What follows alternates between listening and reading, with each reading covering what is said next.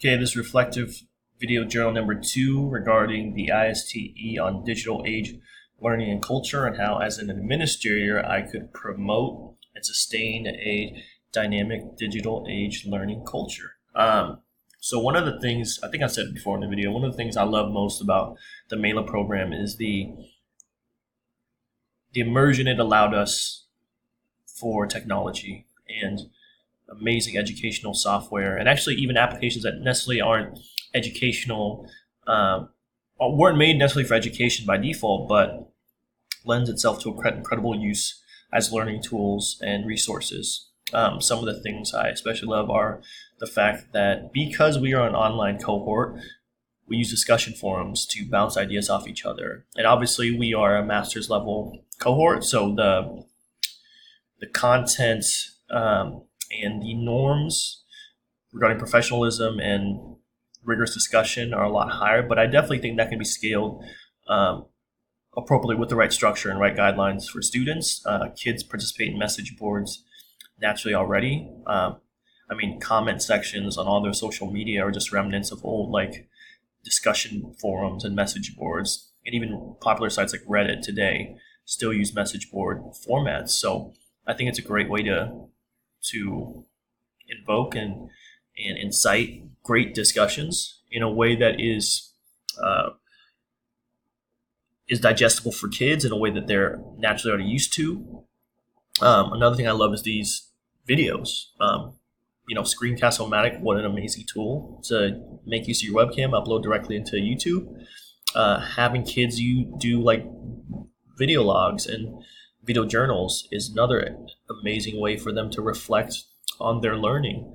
One of my absolute favorite things about online technology and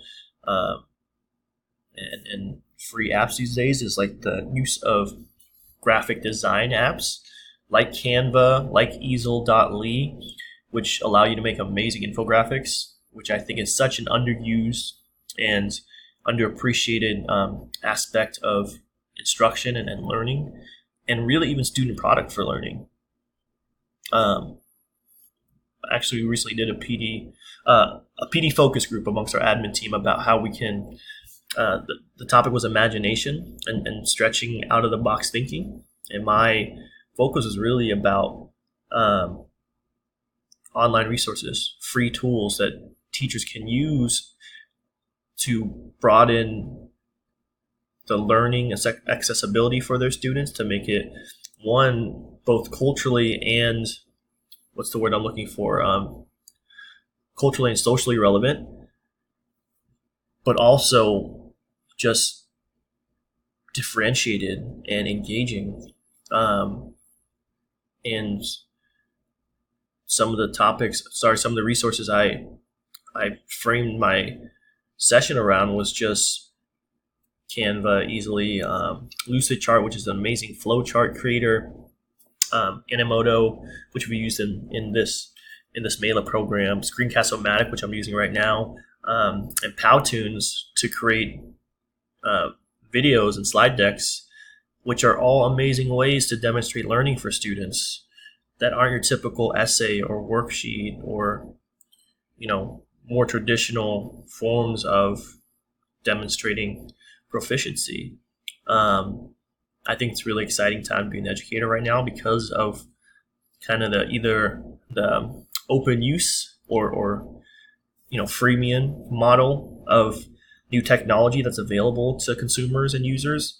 I found that that's what I'm passionate about, taking those resources that exist online in the real world, used by businesses and organizations and professionals, bringing it in the classroom so our kids can dabble and explore and create.